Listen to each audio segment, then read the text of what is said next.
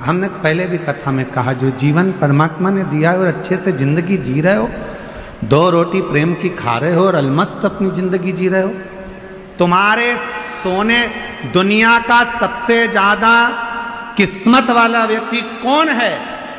शिव महापुराण की कथा कहती है दुनिया का सबसे ज्यादा किस्मत वाला व्यक्ति वो है जिसके सोने वाले कमरे में, विश्राम के कमरे में, जिस कक्ष में तुम सोते हो, दुनिया का सबसे किस्मत वाला व्यक्ति वो है जिसके सोने वाले कमरे में एक भी खाने की गोली नहीं हो, दवाई नहीं हो, तो समझ लेना कि दुनिया के सबसे किस्मत वाले व्यक्ति तुम हो। तुम्हारे सोने वाले कमरे में ये कपाट खोलो उसमें दवाई, ये कपाट खोलो उसमें दवाई, नीचे का ड्राज खोलो उसमें दवाई, इधर का ड्राज खोलो उसमें दवाई, सिर के पास बाम रखा, इधर रखा विक्स, इधर रखा सिरप, इधर रखा ये, पूरा घर अगर दवाइयों से, तुम्हारा कमरा अगर दवाइयों से भर कर रखा है, भले तुम्हारे यहाँ धन दौलत ढेर सारी हो, संपदा ढेर सारी हो, नौकर चाकर ढेर सारे हो, गाड़ी बंगला ढेर सारा हो, पर तुम्हारे सोने वाले कमरे में अगर ढेर सारी दवाई रखी है, रोज बिना दवाई के नहीं सो सकते, तो समझ लेना कि तुम किस्मत वाले नहीं हो। तुमसे ज्यादा किस्मत वाला तो एक नौकर है, चटाई बिछाता है, कंबल ओढ़ता है, चैन की नींद सोता है, सुबह उठता है, अपने काम में लग जाता है, नो टेंशन। वो दुनिया का सबसे किस्मत वाला है। एसी के कमरे में सोते, डनलप के गद्दे में सोते, उसके बाद भी सुबह उठते से आज कमर बहुत दुख रही, भगवान जाने आज कमर में क्या हो गया। अच्छा पेट भर के खाना खा लिया, थोड़ी देर बाद आज एसिडिटी बहुत हो रही, भगवान जाने एसिडिटी। सुबह मॉर्निंग वॉक करके आए, फिर चालू, आज घुटने में ना जाने क्या हो गया, दर्द इधर हो रहा है, समझ में नहीं आ रहा, पट्टा हो गया। रात को सो रही, फिर सुबह उठते से बोली नींद नहीं आई, 2 बजे के बाद नींद नहीं आ रही, जग रही, पता नहीं क्या हो गया। हुआ कुछ नहीं है, तुमने अपनी टेंडेंसी ये बना ली, अपनी सोच ये बना ली, अपनी विचार ये बना ली है, अपनी सोच ऐसी बना ली है कि मैं बीमार हूं, बीमार हूं, बीमार हूं, बीमार हूं। बड़े से बड़ा रोग भी हो जाए, बड़ी से बड़ी तकलीफ भी आ जाए, अगर तुम्हारे मुख से ये निकलना चाहिए बिल्कुल खुश हूं, मेरा भोले बाबा 1 लोटे जल से मुझे सही कर देगा, तो बड़े से बड़ा रोग सही हो सकता।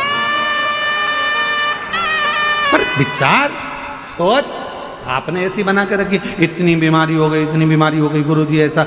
इसमें एक पत्र है, एक व्यक्ति को कैंसर हो गया और बड़ा भारी कैंसर हुआ, 4th स्टेज का हुआ, तो उसने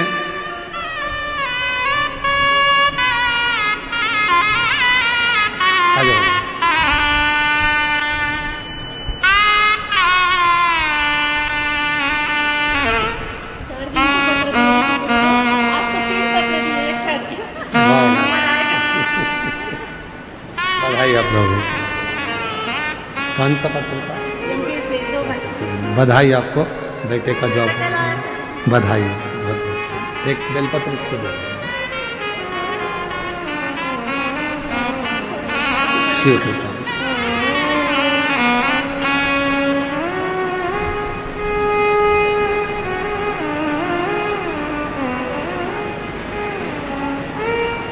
श्रीमती आशा भगवत फुगारे, तालुका राहुरी, जिला अहिल्यानगर की रहने वाली हूँ। मैं श्री डॉक्टर सुजय दादा,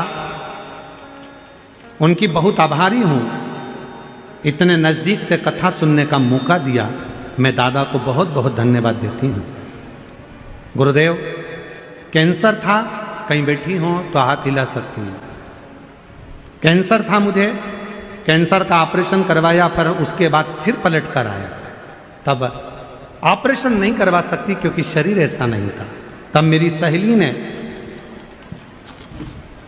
आपकी कथा के बारे में बताया और कथा सुनने के लिए मैं टीवी पर कथा सुनना प्रारंभ करा, 1 लोटा जल चढ़ाना प्रारंभ करा। बाबा की ऐसी कृपा हुई गुरुदेव, दूसरी बार ऑपरेशन नहीं कराना पड़ा और मेरा कैंसर की रिपोर्ट नील आ गई। मैं बाबा को यहाँ प्रणाम करने के लिए, एक शिव की भक्ति किसको कहते हैं, शिव का विश्वास किसको कहते हैं, शिव पर भरोसा किसको कहते हैं, जब हम पूर्ण भरोसे के साथ शंकर का भजन करते हैं, पूर्ण भरोसे के साथ शिव का स्मरण करते हैं, तो उसका फल खाली नहीं जाता, उसका फल खाली।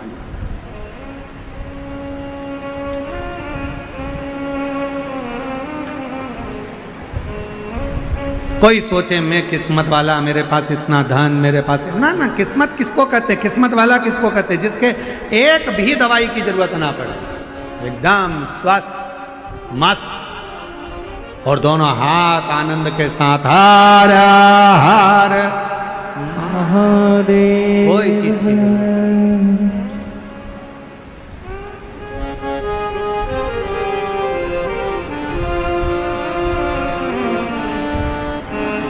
जब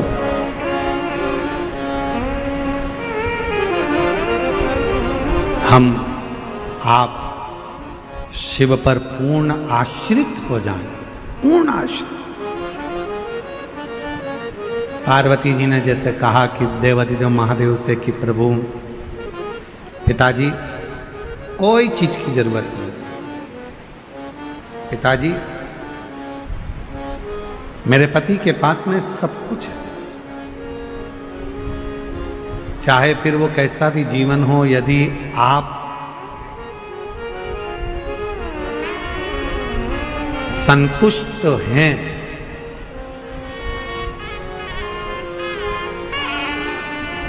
यदि आप संतुष्ट हैं तो छोटे से मकान को भी आप महल समझेंगे, छोटे से मकान।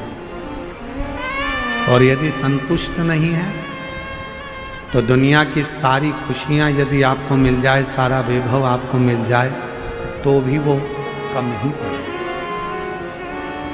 तो भी